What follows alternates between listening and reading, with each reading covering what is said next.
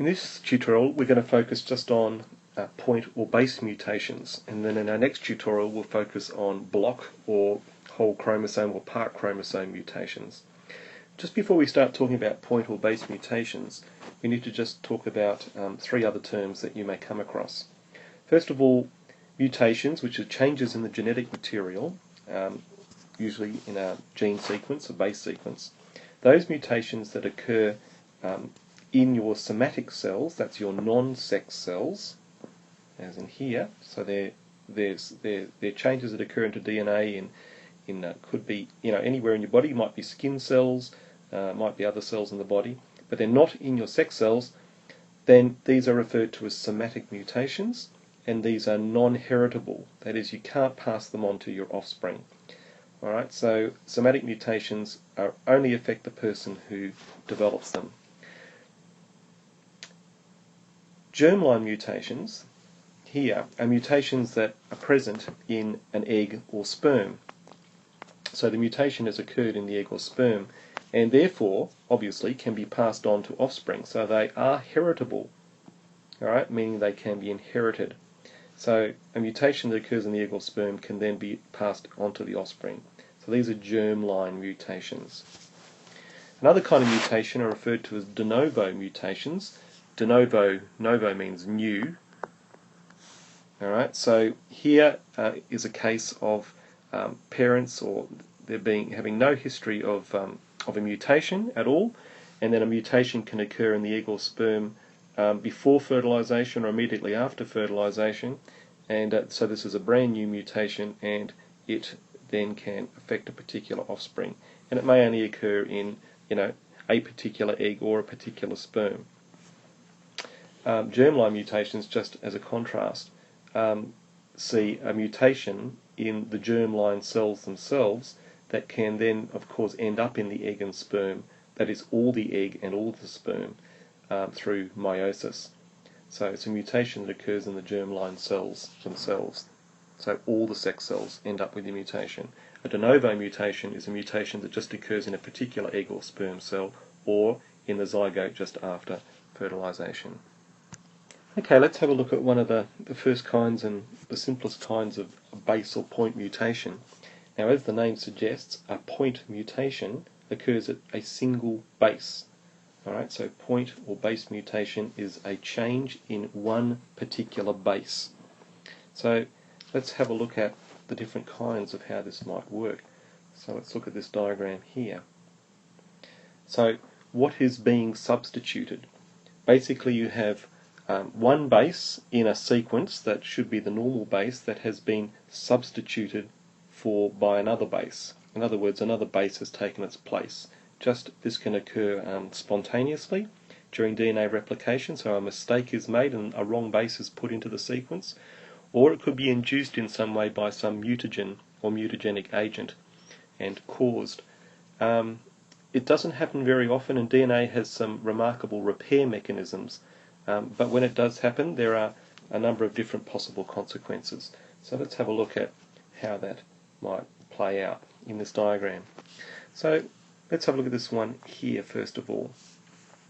So in this particular sequence, shown in the blue here, there's a particular base pair that has been altered.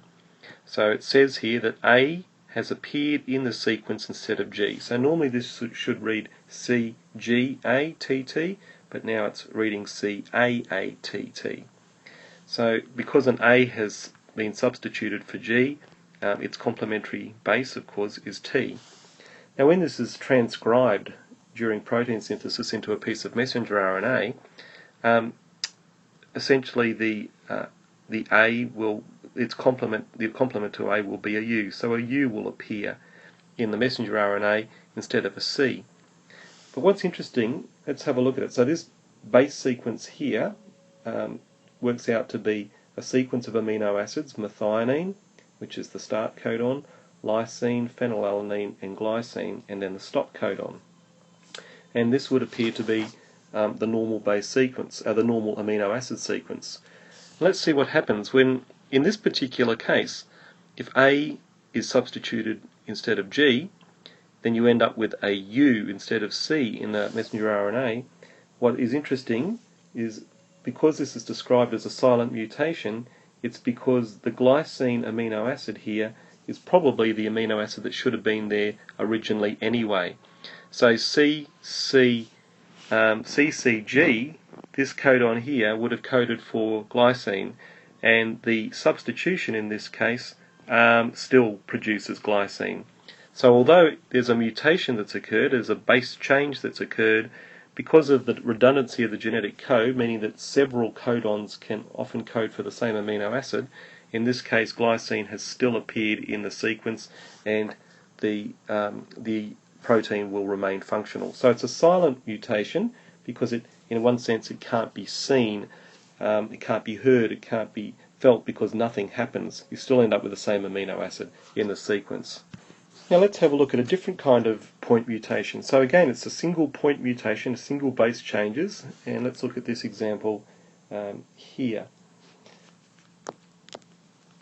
In this case, we're looking at a base where T appears instead of C in the sequence.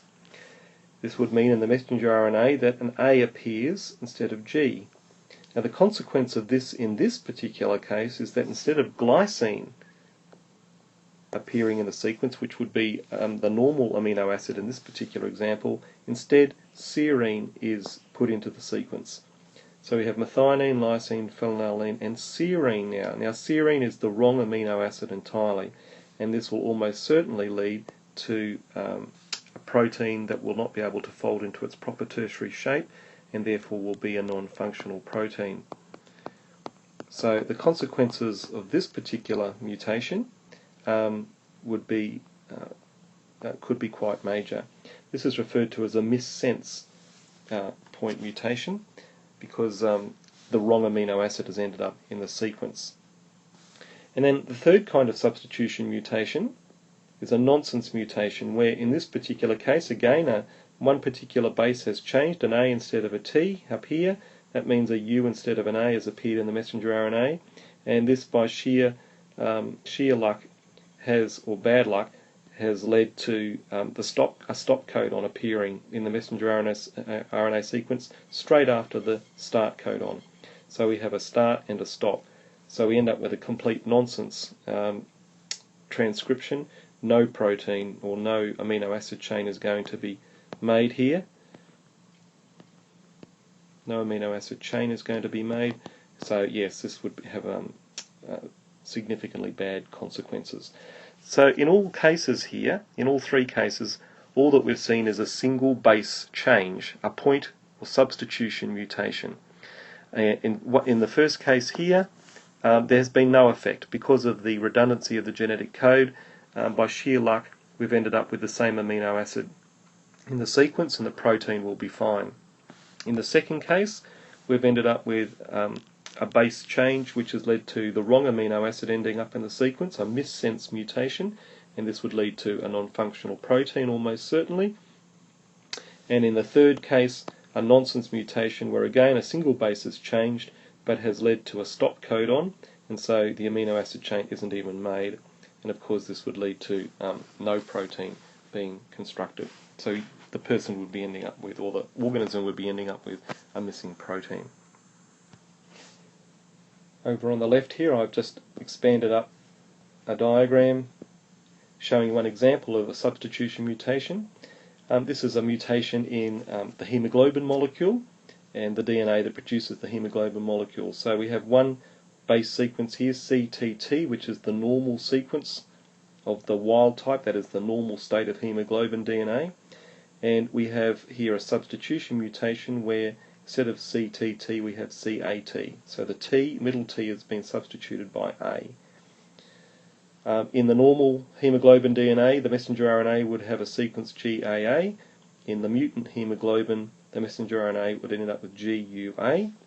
So normal hemoglobin has a glutamine amino acid at this position, but the consequence of this single base mutation is valine ending up in the hemoglobin, which leads to what's called sickle cell hemoglobin, and this is a hemoglobin molecule that doesn't fully function correctly in red blood cells. So there is a harmful consequence of sickle cell hemoglobin. So that's one particular case of a substitution mutation.